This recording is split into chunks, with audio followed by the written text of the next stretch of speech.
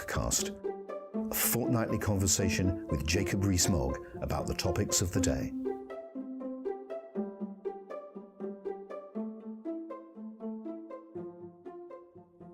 Welcome to the first edition of the Moggcast in this new year. I'm Paul Goodman, editor of Conservative Home, in conversation with Jacob Rees Mogg. Jacob, Happy New Year. Happy New Year to you and to everybody who is kind enough to listen.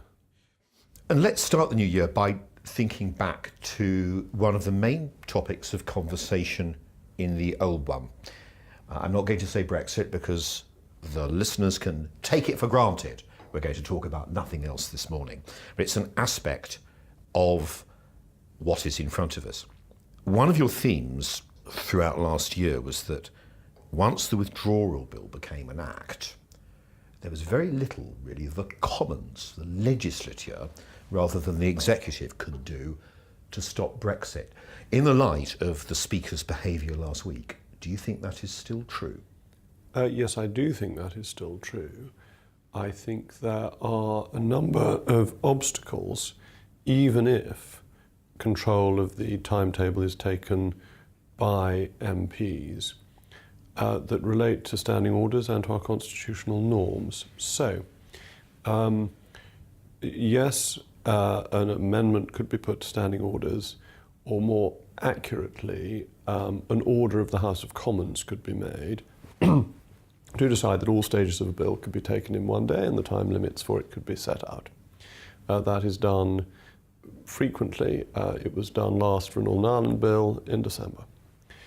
The difficulty is that there are various stages of the bill, and depending upon what the bill does, some of these things require ministerial consent. So, any bill that requires expenditure needs a motion approving the expenditure.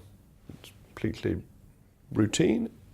Every bill, and this has been used or refused to stop. Do you mind me interjecting just to ask, as our listeners will be asking, can the Speaker not change that too? He seems to think he can change anything he likes without wanting to be unfair to him. I think these two things can't be changed. The expenditure approval is rooted in the whole basis of our Constitution, that it is not for the Commons to put a charge on the public.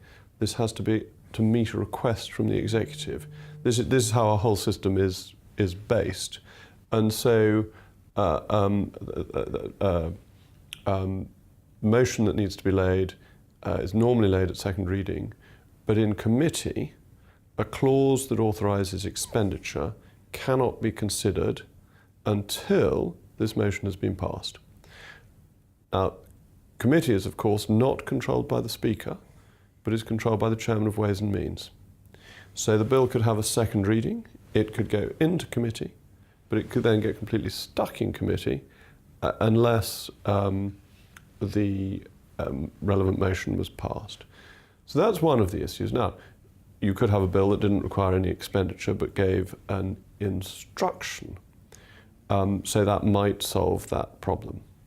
But if it gives an instruction, it is extremely likely to touch upon the royal prerogative. An Act of Parliament cannot touch upon the royal prerogative, or various other things, but the prerogative is the relevant one, without the Queen's consent. The Queen's consent can be notified to Parliament by any Privy Councillor, but of course it is the Queen's consent. It can't be notified if it doesn't exist. So just because there is a Privy Councillor doesn't mean the Privy Councillor can stand up and say the Queen has given consent. The Queen only gives consent on the advice of the government, particularly the Prime Minister. So Queen's consent could be withheld, which would mean the bill could not complete its stages. There's points 1 and 2. And the third, the fallback, the final option, is the government simply prorogues Parliament and then a bill falls. So you're saying that the Queen could be put in an impossible position? No, it's not the Queen at all. This is no, you misunderstand. So come on, you know you're misunderstanding, because this is absolute ABC of our Constitution. The Queen's name is used in all sorts of things, but the Queen is not acting of her own accord, she is acting on the advice of her ministers. This is a matter of formal prime ministerial advice. It's completely routine, these Crown I'm consents. just wondering, in these highly charged political times, if you can tell that to the tabloids or indeed to the Speaker. The Queen's powers, we all understand this, that the Queen's prerogative powers are exercised by the Prime Minister. That's very well known. The only occasion when the Prime Minister's advice is not authoritative is on the selection of a new Prime Minister. You're trying to veer me away from one explosive suggestion, so can I take you to the next one you've made, which is that I think you were suggesting that in extremis, the Queen, on advice of the Prime Minister, as you would remind me, can simply shut down the Commons. Are you recommending that should happen? No, it's not shutting down the Commons. Prorogation merely interrupts the Commons. The Commons could re-meet within a few days. Just requires Parliament to be reopened. You're not suggesting, I have heard this floated, that Parliament could be prorogued until after, never mind a few days, until after March the 29th. I think that's one of those things that is constitutionally interesting, but would be very unwise. I think that would be an abuse of the Constitution. Have you heard that suggested, by the way? No, I haven't heard it suggested as something that anybody would do. I've heard it suggested in the way that people talk about theoretical things that could happen, but are in reality beyond the realms of possibility. I think the idea that the Commons simply wouldn't sit for 70-odd days is very, very unrealistic and would be a major constitutional crisis. But I think that legislation could be interrupted by prorogation is perfectly reasonable, because we're very near the end of the session anyway. The session's due to end in April.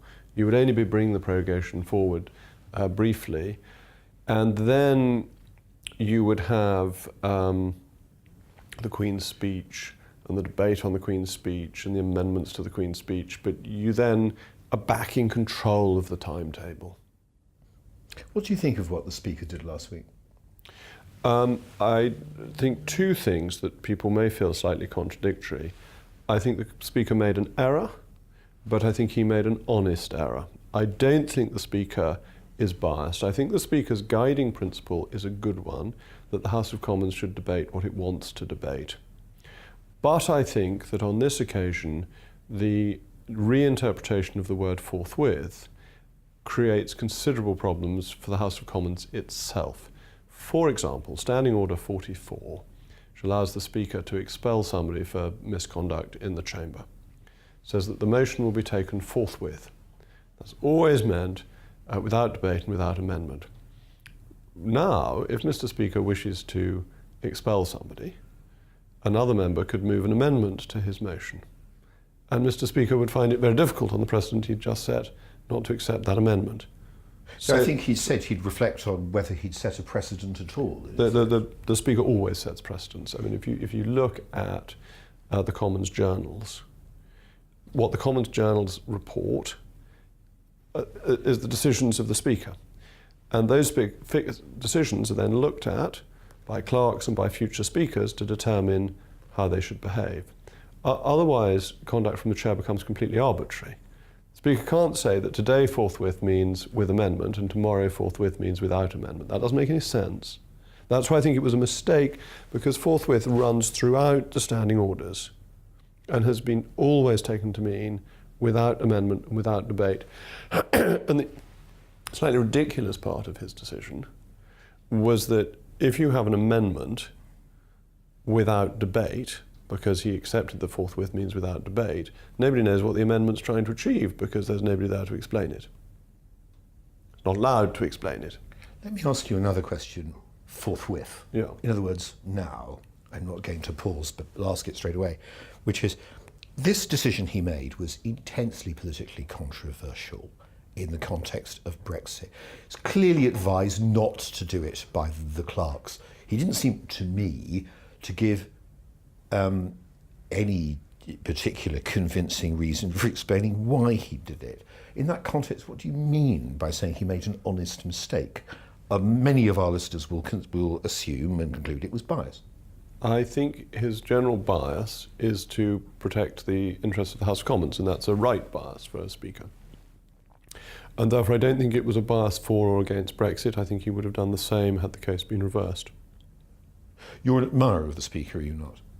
I am an admirer of the Speaker. I think he has done a lot of good for the House of Commons and the standing of the House of Commons. within our political life and has ensured that the House of Commons debates what is important to the nation at large. I simply think this decision was technically wrong. Were you surprised by it? Yes, I was, because before Christmas there was the question as to whether the government had to continue the debate, having set a programme motion for it. And the Speaker, on the advice of the clerks, followed the convention of saying that if the orders of the day weren't moved, the debate couldn't continue. And therefore I assumed that on issues where there was a very clear and well-established precedent, he would stick to the clear and well-established precedent.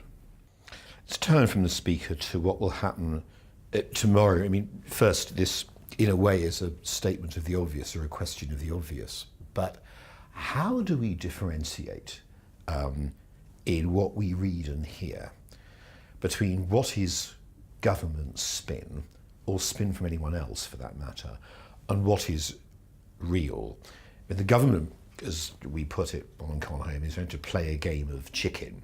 It's trying to frighten you into thinking there'll be no Brexit.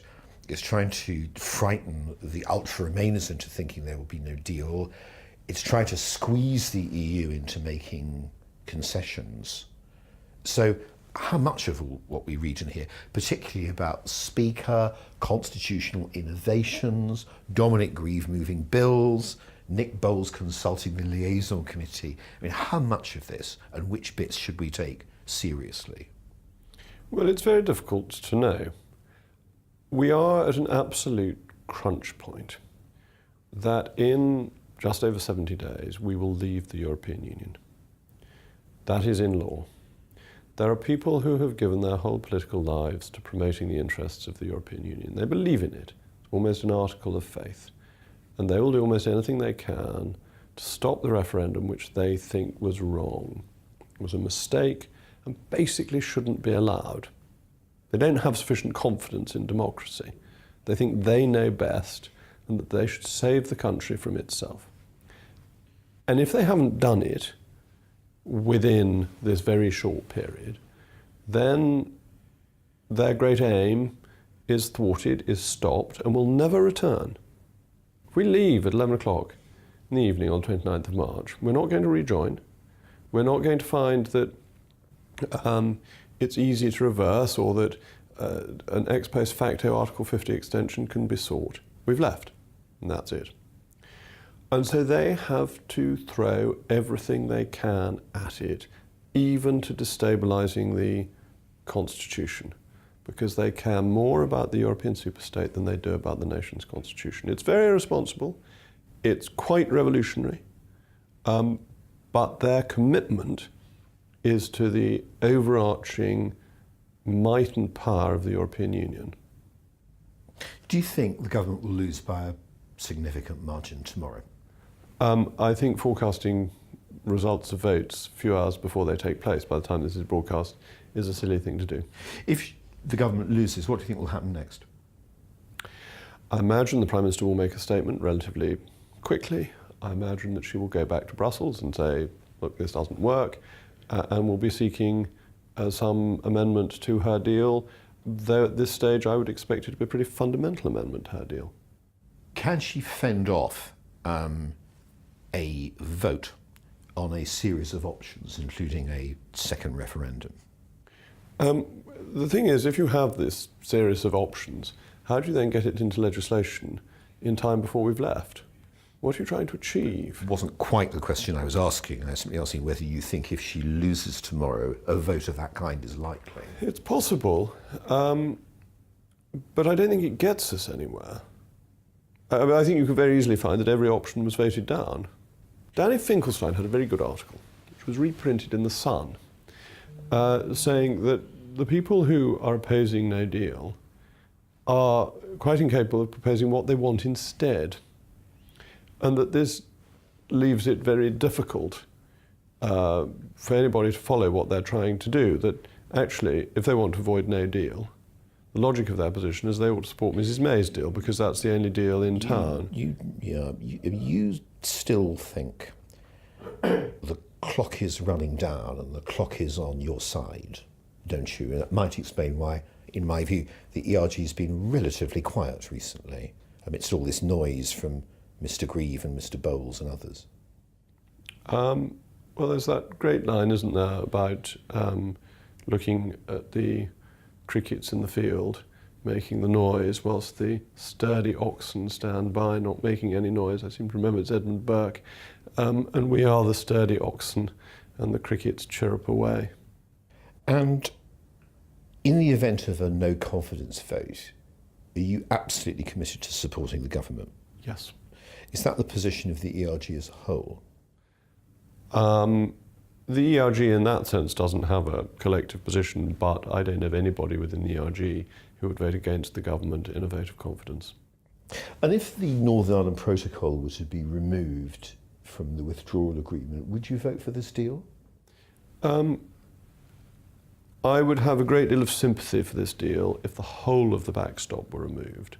Most of the poison in the deal is in the backstop, and articles like Article 4, which make it superior law, with everything else they run out of time. Yes. So there are still obstacles. There's still the £39 billion. There's still a number of the uncertainties within the deal. But unquestionably, the primary difficulty is the backstop. When you talk to your Brexiteer colleagues, do you find that view's their view mostly? No. I think most people take a tougher line than I do and think the withdrawal agreement, even if you took the backstop out, is so bad that they couldn't live with it. So I think there are problems with the withdrawal agreement, but I think the greater problem is with the backstop. Whether I would vote for it, well, we'd have to see what changes were made. I wouldn't want to... See, what you're telling me is a large number of your Brexiteering colleagues, we run a very conservative list and had 70 who say they won't support it, not counting the probables and possibles. What you're saying is that a lot of them would stick, that in addition, you'd actually need a bill, not just a simple vote, you need a bill to implement any approval of the deal afterwards. So therefore, it really is looking very difficult for this deal. So yes, that must be right. If by some miracle the deal went through tomorrow, I'd still vote against the bill. Why shouldn't Labour abstain and let the deal pass, thereby separating the DUP from the Conservative Party, thereby allowing them to table a vote of confidence with some prospect of winning it?